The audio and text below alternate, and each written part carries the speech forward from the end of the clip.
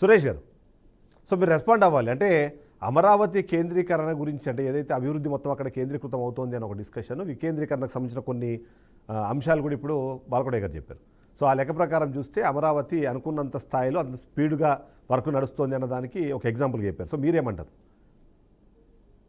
అందరికీ నమస్కారం సార్. ముందుగా ప్యానెల్లో ఉన్నటువంటి ప్రతి ఒక్కరికి, అదేవిధంగా ప్రేక్షకులకి నా నమస్కారాలు. ఎస్ సురేష్ గారు, ఈరోజు బాలకోటయ్య గారు చాలా చక్కగా చెప్పారు. ఎక్కడా లేనిది అంతకు ముందుకి ఇప్పటికి రాజధాని చాలా వేగవంతంగా అభివృద్ధి చెందుతోంది. ఒకే రాజధానిగా ఈ రోజు మేము అభివృద్ధి చేస్తూ రాష్ట్రం మొత్తం కూడా వికేంద్రీకరణ జరుగుతుంది అన్నారు. నాకు అర్థం కావడం లేదు ఆ యొక్క అంశం ఏ రకంగా వికేంద్రీకరణ అంటే ఏ రకంగా జరుగుతుందో, అభివృద్ధి వికేంద్రీకరణ అర్థం కావట్లా. రెండవ అంశం ఏంటంటే 2014 నుంచి 19 వరకు చంద్రబాబు నాయుడు గారు అధికారంలో ఉన్నప్పుడు కేవలం తాత్కాలిక నిర్మాణాల పేరిట కొన్ని వేల కోట్ల రూపాయల ప్రజాధనం లూటీ చేయబడింది. మరి తిరిగి ఇప్పుడు అధికారంలోకి వచ్చినటువంటి కూటమి ప్రభుత్వం కూడా ఈ రోజు అదే తంతును కొనసాగిస్తూ దాదాపు 450 కోట్ల పైచిలుకు ప్రజాధనం అక్కడ ఉన్నటువంటి జంగిల్ క్లియరెన్స్ ఖర్చుకి జరుగుతోంది. అంటే అమరావతిలో పేరుకుపోయినటువంటి నీటిని తోడడానికి, అదే విధంగా ముళ్ళ కంపలను తొలగించడానికి ప్రజాధనం దాదాపు 450 కోట్లకు పైచిలుకు ఈ రోజు వృధా అవుతోంది. మరోవైపు చూస్తే ఈ రోజు రాష్ట్ర ప్రభుత్వం ఏదైతే అప్పుల మీద అప్పులు చేస్తూ ముందుకెళ్తుందో, రాష్ట్ర ప్రభుత్వ అప్పు ఇప్పటికే 3,30,000 కోట్లకు పైచిలుకు దాటిపోయింది. మరి అందులో అమరావతి రాజధాని అప్పులను చూస్తే ఇప్పటికి 80,000 కోట్ల పైచిలుకు దాటిపోయింది. అంటే ఒక్క అమరావతి ప్రాంత రాజధాని కోసం చేసేటువంటి అప్పు యావత్ రాష్ట్రంలో ఉన్నటువంటి అన్ని ప్రాంత ప్రజల మీద కూడా భారంగా పడబోతోంది. మరి చంద్రబాబు నాయుడు గారు చూస్తే అప్పట్లో కేవలం తాత్కాలిక భవనాలను నిర్మాణం చేసి ఆ నిర్మాణాలలో కూడా పూర్తి స్థాయిలో దోపిడీ చేసుకుని అవినీతికి పాల్పడిందే కాకుండా ఇప్పుడు కూడా నిర్మాణ వ్యయాలను ఇష్టారీతిన పెంచేస్తూ, అదే విధంగా తమకు అనుకూలమైనటువంటి సంస్థలకన్నిటికీ కూడా కాంట్రాక్టర్లను కట్టుబెడుతూ ఈ రకంగా రాజధాని పేరుతో దోపిడీ చేసుకుంటున్నారు. ఎక్కడ కూడా ప్రజా రాజధాని అంటూ చంద్రబాబు నాయుడు గారు చేసేటువంటి వ్యాఖ్యల్లో వాస్తవం లేదు. ఇది కేవలం చంద్రబాబు నాయుడు గారికి అనుకూలమైనటువంటి రాజధాని. దీనిలో ఆయన దోచుకున్నంత దోచుకుంటూ ఈ రోజు ప్రజలందరినీ కూడా మోసం చేస్తున్నారు.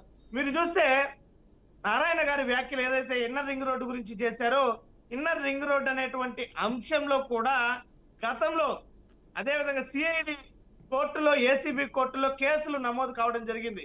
చంద్రబాబు నాయుడు గారు అధికారాన్ని అడ్డం పెట్టుకొని ఏ రకంగా ఈ ఇన్నర్ రింగ్ రోడ్డు కుంభకోణానికి పాల్పడ్డారు అని.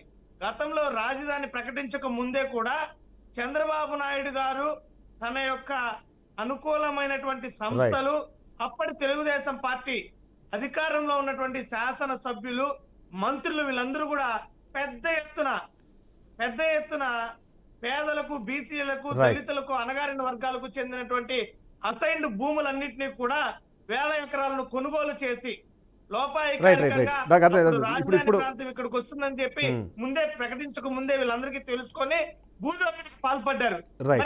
ఒక్కసారి సురేష్ గారు ఇక్కడ ఒకసారి మీకు నేను ఇస్తాను. ఒకసారి రవికిరణ్ గారి దగ్గరికి వెళ్దాం. నెల్లి మీ దగ్గరకు వస్తాను నేను. రవికిరణ్ గారు, ఇక్కడ అంటే కొద్దిమంది అబ్జర్వేషనో లేకపోతే కొద్దిమంది అనాలిసిస్ లాగానో చూసినప్పుడు ఏంటంటే, ఇప్పుడు ఏదైతే నారాయణ గారు గతంలోనూ, అంటే ఇప్పుడు ఇది రెండోసారో మూడోసారో ఇట్లా నిర్మాణ పనులు చేస్తున్న ఇంజనీర్ల పైన లేకపోతే ఆ నిర్మాణ సంస్థల పైన కూడా ఆయన సీరియస్ అవ్వడం. బాలకోటే గారు, ఇక్కడ మీరు ఇంతకుముందు కూడా ఒక మంచి అంటే మెన్షన్ చేశారు ఏంటంటే, రాష్ట్రంలో వికేంద్రీకరణ చేస్తున్నామని చెప్పి. శ్రీశెట్టికి సంబంధించి కానివ్వండి, మీరు మాట్లాడుతున్నప్పుడు Adani centre, Google centre, data సెంటర్కి సంబంధించి కానివ్వండి, ఇవన్నీ కూడా రాష్ట్రంలో వాళ్ళు అక్కడ పెట్టాలని అనుకోవడం, భోగాపురం ఎయిర్పోర్ట్ లాంటివి, అవి టీడీపీ ప్రభుత్వం కన్నా వైసీపీ ప్రభుత్వంలో కూడా ప్రోయాక్టివ్గా యాక్టివ్ అంటే అవి ఉన్నవి. కానీ ఇప్పుడు ఎయిమ్స్ లాంటి సంస్థలు అనంతపురంకి ఎక్కడికి వస్తే వాటిని తీసుకొచ్చి గుంటూరులో పెట్టడము, లేదా అమరావతికి కనెక్టెడ్గా ఉండేలాగా చూసుకోవడం, ఇట్లాంటివి అనుకున్నప్పుడు కేంద్ర ప్రభుత్వం నుంచి వస్తున్న నిధులు లేకపోతే కేంద్ర ప్రభుత్వం నుంచి వచ్చే అవకాశం ఉన్న వాటిని తీసుకొచ్చి అమరావతి కేంద్రీకృతంగా చేస్తున్నారు. దీన్ని అభివృద్ధి వికేంద్రీకరణ ఎలా అంటారు అన్నది ఒక ప్రశ్న అడిగే మాట మాట్లాడుతుంది. ఇంతకుముందు ఆయన చెప్పినట్టు స్టేట్ యూనివర్సిటీస్కో వాటన్నిటికో డబ్బులు ఇవ్వకుండా, లేదా ఇప్పుడు మనం మాట్లాడుతున్నట్టుగా సూపర్ హిట్ సూపర్ 6 అయిపోయింది, సూపర్ 6 సూపర్ హిట్ అయిపోయిందని చెప్పి దాంట్లో పెడుతున్న కోతలన్నీ కూడా తీసుకొచ్చి అమరావతికి వాటిని డైవర్ట్ చేస్తున్నారన్న ఒక ఆరోపణ కూడా చాలా ప్రస్ఫుటంగా వినిపిస్తోంది. దానికేం సమాధానం చెప్తారు మీరు? చిదంబరం గారు, సార్ మాయలోడి సినిమా ఒకటి ఉంది. ఉమ్, ఆ మాయలోడి సినిమాలో చిత్రగుప్తులో బ్రహ్మానందం ఆకాశం నుంచి కిందకి దిగితే ఒక తాగుబోతుడు ఎదురొస్తాడు. ఉమ్, ఆ తాగుబోతుని బ్రహ్మానందం ఏమడుగుతుంటే మానవా అని అడుగుతాడు, అంటే పిలుస్తాడు మానవా అని. అవును. వాడు నేను మానను అంటాడు. ఉమ్, ఒరే మానవా అంటే నేను మానను అంటాడు. నేను నిద్ర పొయ్యే వాళ్ళని లేపొచ్చు, నిద్ర నటించే వాళ్ళని లేపలేను. నేను ఇప్పుడు సోషల్ వెల్ఫేర్ బోర్డు చైర్మన్ని. అవును. నేను మీతో మాట్లాడుతుంది Andhra Pradesh Vijayawada APSRTC bus stand నుంచి మాట్లాడుతున్నా మీ డిబేట్లో. ఎస్. ఎన్టీ రామారావు గారు నిర్మించిన బస్ స్టాండ్ ఇది. దాదాపు ఏషియన్లోనే పెద్ద బస్ స్టాండ్ ఇది. ఈ బస్ స్టాండ్లో 12 ప్రభుత్వ కార్యాలయాలు ఉన్నాయి. ఉమ్, 2014 విభజన నాటి నుంచి దాదాపు 20 కార్యాలయాలు ఇక్కడి నుంచే పనిచేసి రాజధాని లేకపోవటం కారణంగా. ఇంత బస్టాండ్ దేనికండి? 4 బస్సులాగే బస్టాండ్ నిర్మించుకోవచ్చు కదా. మీకు ఎక్కువ మాట కూడా చెప్తున్నా, ఉమ్, జగన్మోహన్ రెడ్డి గారు చేసింది అభివృద్ధి వికేంద్రీకరణ కాదు, రాజధాని వికేంద్రీకరణ. రైట్. 3 రాజధానులు అంటే రాజధానిని విభజించడం అని అర్థం. అభివృద్ధిని విభజించే తప్పు కాదు, అభివృద్ధి వికేంద్రీకరణ అందరూ స్వాగతించేది. నేను అభివృద్ధి వికేంద్రీకరణ నుంచే చెప్తున్నా. ఉమ్, నేను రాయలసీమలో 11 యూనివర్సిటీలు ఆల్రెడీ ఉన్నాయని చెప్తున్నా. A1 సెంటర్ అంటే డేటా సెంటర్ అంటే రాజధాని వికేంద్రీకరణ చేయకూడదా? రాజధాని వికేంద్రీకరణ చేయకూడదా? పంచాయతీలు ఆపండి, అదంతా అయిపోయింది. గత 5 ఏళ్ళు అదే రాజధాని వికేంద్రీకరణ చేయకూడదనే ప్రజలు తీర్పిచ్చారు. ఆ పంచాయతీ ముగిసిపోయింది, ఆ పంచాయతీ ముగిసిపోయింది. ముఖ్యమంత్రి ఎక్కడ కూర్చుంటే అక్కడే రాజధాని, బాత్రూంలో కూర్చుంటే రాజధాని, బెడ్రూమ్లో కూర్చుంటే రాజధాని. ఒక్కొక్కడు రావణాసురుడిగా సీతమ్మని ఎత్తుకుపోయినట్టు సంకనెత్తుకుని రాజధాని నేను తీసుకెళ్లిపోతా, ముఖ్యమంత్రులు మారితే రాజధానులు మారితే సిద్ధాంతాలన్నీ అయిపోయినాయి. వెరసి ఎన్నికల్లో పోయారు, ప్రజలు తీర్పు చెప్పారు, అమరావతి నిర్మాణం జరుగుతుంది. ఇంకో మాట కూడా చెప్తా చిదంబరం గారు, సార్ రాజధాని ఆల్రెడీ అయిపోయింది. రాజధాని అంటే 4 అంగాలు. ఒకటి అసెంబ్లీ, సచివాలయం, హైకోర్టు, ప్రభుత్వ ప్రధాన భవనాలు. ఆ 4 ఉన్నాయి. నాడు చంద్రబాబు నాయుడు గారు 3 ఏళ్ళు ముఖ్యమంత్రిగా చేశారు, జగన్మోహన్ రెడ్డి గారు 5 ఏళ్ళు ముఖ్యమంత్రిగా చేశారు. ఇప్పుడు కూటమి ప్రభుత్వం కూడా 2 ఏళ్ళుగా ముఖ్యమంత్రిగా చేస్తుంది. కానీ ఇప్పుడు జరుగుతున్న అమరావతిలో అభివృద్ధి, రాజధానిలో అభివృద్ధి అంతే తప్ప రాజధాని కాదు.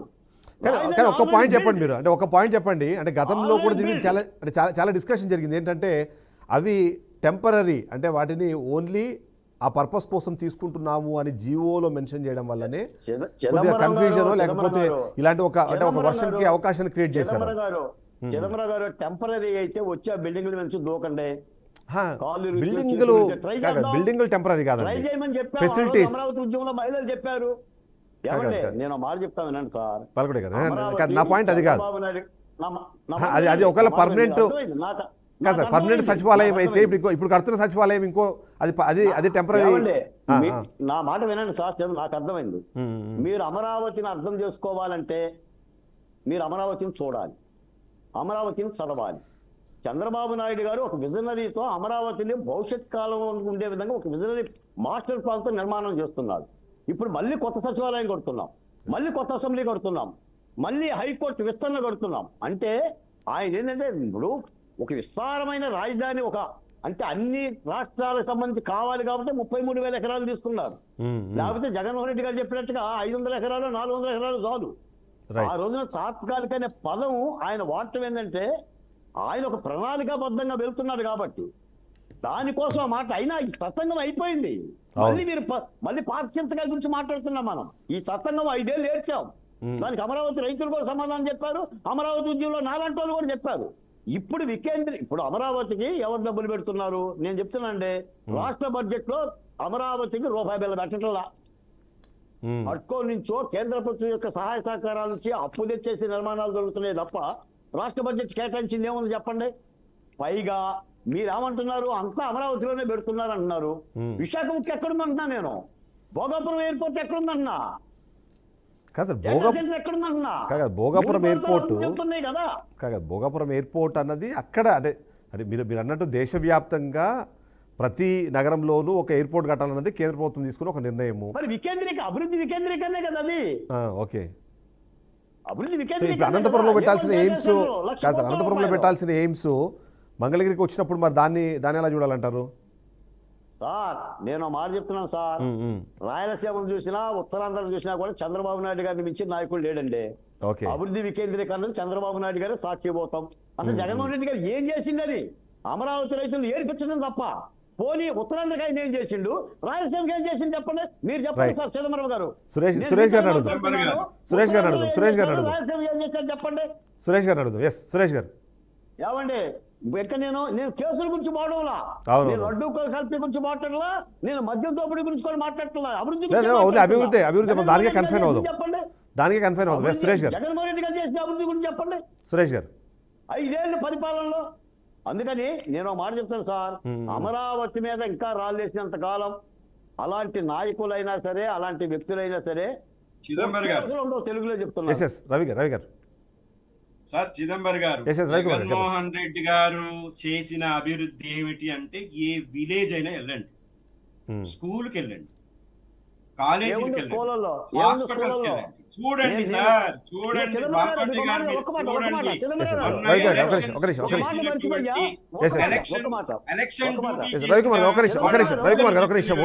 బాలగోడి గారి కంప్లీట్ చేయనివ్వండి. ఒక నిమిషం మీకు ఇస్తాను. రవికుమార్ గారు ఒక సెకండ్. రవికుమార్ గారు ఒక సెకండ్. మీకు ఇస్తా అవకాశం. రవికుమార్ గారు ఒక సెకండ్. బాలగోడి గారు కంప్లీట్ చేయండి. రవికుమార్ గారు ఒక సెకండ్. ఒక సెకండ్ ప్లీజ్. రవికుమార్ గారు ఒక సెకండ్. ఆయన టైం వచ్చినప్పుడు చెప్పాలండి రవికుమార్ గారిని. చెప్తాను. రవికుమార్ గారు ఒక సెకండ్. బాలకోడే గారు కంప్లీట్ చేయనివ్వండి. మీ టర్మ్ కాదు సార్, డాక్టర్ గారు మీ టర్మ్ కాదు. రవికుమార్ గారు ఒక సెకండ్. రవికిరణ్ గారు నేను చెప్తాను. రవికిరణ్ గారు ఒక సెకండ్. రవికుమార్ గారు ఒక సెకండ్. బాలకోడే గారు కంప్లీట్ చేయండి. బాలకోడే గారు మీరు చెప్పండి. బాలకోడే గారు. ఎస్. నాది సోషల్ వెల్ఫేర్ బోర్డు అండి. ఈ బోర్డుని జగన్మోహన్ రెడ్డి గారు వెళ్తా మూసేశాడండి. జీవో ఆర్టీఎంఎస్ 284 ద్వారా దళితులకు సంబంధించిన సామాజిక సంక్షేమ బోర్డుని మళ్ళీ చంద్రబాబు నాయుడు గారు తెరిపించి దాన్ని నన్ను చైర్మన్ చేశాడు సార్. రైట్. నాకు అర్థమైంది. సో మనం అభివృద్ధికి కాదు అభివృద్ధి కన్ఫైన్ అవుదాం. మనము అభివృద్ధి కన్ఫర్మ్ అవుదాము కాబట్టి స్కూల్ అంటున్నాడు కాబట్టి చెప్తున్నా. రైట్. ఒకసారి. ఎస్ రవికుమార్ గారు. ఎస్ అభివృద్ధి ఏం చేశారు 5 సంవత్సరాల్లో అన్నది ఒక ప్రశ్న అడుగుతున్నారు. ఎస్ సార్ మీరు అంటే సార్ నేను ఒక పాత్రికేయుడిగా లేదా సోషల్ యాక్టివిస్ట్గా నేను ప్రత్యక్షంగా చూసింది రైట్. ప్రతి ఊర్లో మీరు వెళ్తే స్కూల్స్ చూడండి సార్. ఒకటి జగన్మోహన్ రెడ్డి గారితో వచ్చిన ఒక చిక్ ఏంటంటే ప్రజలకు సంబంధించినటువంటి మౌలిక సదుపాయాల కల్పన మీద ప్రధానంగా ఆయన దృష్టి పెట్టారు. అది ఎడ్యుకేషన్, హెల్త్. ఇవి ఏమి జరగలేదు అని అంటే ఎంత దౌర్భాగ్యం అంటే సార్, సెంట్రల్ గవర్నమెంట్ సపోర్ట్తో పెట్టినటువంటి హెల్త్ ఆరోగ్య కేంద్రాలు, రైతు భరోసా కేంద్రాలు, వాటిని శిథిల గృహాలుగా మార్చేసారండి.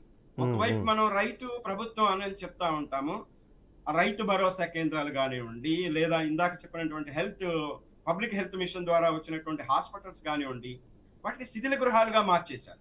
మీరు స్కూళ్ళు, చిదంబరం గారు మీరు క్షేత్రస్థాయిలో ఏ ఊరు వెళ్ళండి, నేను సోషల్ వెల్ఫేర్ స్టూడెంట్ అండి, సార్ చెప్తున్నారు బాలకోటయ్య గారు, ఎక్కడ ఇప్పుడు ఆయన ఫుడ్ కమిషన్ చైర్మన్ తిరుగుతున్నారు, సోషల్ వెల్ఫేర్ పిల్లలకి ఏ రకమైన ఆహారం వండి వారుస్తున్నారో సార్ను చూడమనండి.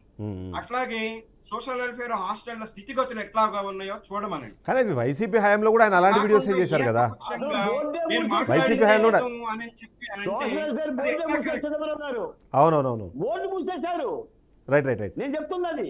బాలకోట గారు, రవికుమార్ గారు కంప్లీట్ చేయనివ్వండి. రవికుమార్ గారు కంప్లీట్ చేయండి. సార్ క్షేత్రస్థాయిలో స్కూళ్లు బాగుపడ్డాయి, హెల్త్ సిస్టమ్ బాగుపడింది. ఇవి రెండు ప్రజలకు సంబంధించినటువంటి మౌలిక వసతులు. రైట్. అట్లాగే సహజంగా సార్ ఒక మనోపలి, చిదంబరం గారు అట్లాగే ఇక్కడ ఉన్న పెద్దలు కూడా ఒక మాట వినాలి. ఒక మనోపలి, అభివృద్ధి అంటే మేమిచ్చేదే నిర్వచనం, కల్చర్ అంటే మేమిచ్చేదే నిర్వచనం, లేదా రాజకీయాలంటే మేము చేసేవే నిర్వచనం. ఈ ధోరణి వల్ల మనం ఒక నెగిటివ్ సెన్స్ లో వెళ్ళిపోతున్నాం తప్ప 5 years ఏమీ చేయలేదు అని అనడం ఉంది చూసారా, చాలా అవివేకమైనటువంటి ప్రశ్న. మీరు అంటే ప్రజలు తీర్పిచ్చేశారు అని చెప్పంటే ప్రజల గురించి మనం అది ఇన్ అడిషన్ పాయింట్. ఒకటి క్షేత్రస్థాయిలో మీరు రండి బాలకోటయ్య గారు, మీరు ఏ ఊరు తీసుకెళ్ళమంటే ఆ ఊరికి వస్తాను. అక్కడ స్కూళ్ళు చూద్దాం సార్. ఆ స్కూళ్ళని చూసి మీరు అది అభివృద్ధి కాదని చెప్తే చిదంబరం గారు ఒక మాట Yes, yes. చిదంబరం గారు, ఇప్పుడు రవికుమార్ గారు వైసీపీ ప్రతినిధి అడ్వకేటా? ఆయన విశ్లేషకులు ఆయన బీయింగ్ అంటే జర్నలిస్ట్ గా ఆయన వర్షం చెప్తున్నారు.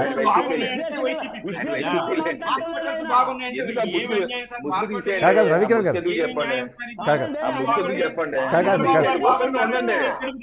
సరే సరే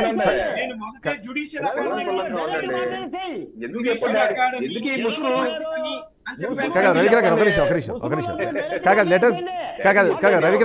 రవికిరణ్ గారు బాలకోటయ్య గారు, నా రిక్వెస్ట్ ఏంటంటే వాళ్ళ ఒపీనియన్ వాళ్ళు చెప్పనివ్వండి. రవికిరణ్ గారు నేను ఏమంటున్నా అంటే వాళ్ళ ఒపీనియన్ వాళ్ళు చెప్పనివ్వండి. మీరు వాళ్ళకి మీ పార్టీ మీద మీరు చెప్తారు, తప్పే ఉంది చెప్పండి. ఆయన నాకు ఒక జర్నలిస్ట్ గా తెలుసు, విశ్లేషకులుగా నేను ఆయన పిలిచాను, వైసీపీ నుంచి కాదు. అంటే వాళ్ళ ఒపీనియన్ చెప్పినంత మాత్రం మనము ఆ ట్యాగ్ లైన్ వేయకపోవడం మంచిది నా రిక్వెస్ట్ అంతే. ప్లీజ్ పర్సనల్ గా వద్దు